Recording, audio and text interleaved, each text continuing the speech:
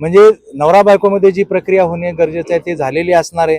त्यामुळे जर मुलगी असं म्हणली माझ्यासोबत नवऱ्याने शारीरिक संबंध केलेले आहेत तर पोक्सोचा गुन्हा सुद्धा दाखल होऊ शकतो नवऱ्यावर। बीड जिल्ह्यातील पिंपळनेर येथे 10 मार्च रोजी धक्कादायक घटना घडली होती। रात्रीच्या सुमारास पीडित महिला आपल्या पतीसोबत घरी झोपलेली असताना मध्यरात्रीच्या सुमारास आरोपी घरात शिरला। त्याने महिलेचं तोंड दाबून तिला जबरदस्तीनं घराबाहेर नेलं। त्यानंतर तिला गावाजवळच असलेल्या एका नदीपात्रात नेत तिच्यावर अत्याचार करून एका खांबाला बांधल्याचा आरोप पीडितेने केला होता।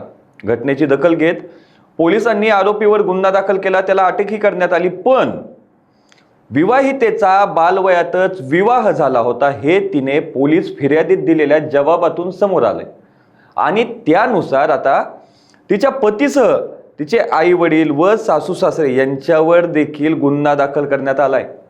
तसेच हा बालविवाह होत असताना कर्तव्यात कसूर केल्याच्या प्रकरणात गावचे तत्कालीन सरपंच ग्रामसेवक यांच्यावर देखील कारवाई केली जाणार आहे। पुढील तपासात पतीच्या विरोधात पोक्सो अंतर्गत गंभीर गुन्हा देखील दाखल होऊ शकतो अशी माहिती दिली आहे बाल कल्याण समितीचे अध्यक्ष अशोक तांगडे यांनी।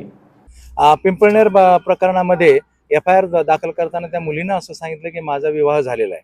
आता ती 17 वर्षाची आहे आणि 4 वर्षापूर्वी तिचा विवाह झालेला आहे, म्हणजे बालविवाह झालेला आहे। त्यामुळे आता सध्या पिंपळनेर पोलीस स्टेशनमध्ये FIR दाखल झालेला आहे आणि त्यामध्ये लग्न लावणारे तिचे आई वडील सासू सासरे यांच्यावर गुन्हा दाखल होईल आणि 4 वर्षापूर्वी तात्कालिक जे ग्रामसेवक होते त्यांनी त्या गुन्ह्याच्या वेळी डोळेझाक केली, त्यामुळे त्यांनी कर्तव्यात कसूर केल्याबद्दलही त्यांच्यावर कारवाई होईल। एवढंच नाही तर त्या काळात जर ते सरपंच कार्यक्षेत्रात होते तर सरपंचावर सुद्धा गुन्हा दाखल होऊ शकतो। आता 4 वर्ष झालेली आहेत, लग्न झालेलं आहे, म्हणजे नवरा बायकोमध्ये जी प्रक्रिया होणे गरजेचं आहे ते झालेली असणार आहे। त्यामुळे जर मुलगी असं म्हणली माझ्यासोबत नवऱ्याने शारीरिक संबंध केलेले आहेत तर पोक्सोचा गुन्हा सुद्धा दाखल होऊ शकतो नवऱ्यावर। आपण जर आता मुलगी जी म्हणते ते खरं म्हणता येते, कारण संशयावर आता आपल्याला चालता येत नाही। प्रत्यक्ष जी मुलगी म्हणलेली आहे त्या गोष्टी सगळ्या खऱ्या आहेत, कारण मुलीशी मी भेटलेलो आहे।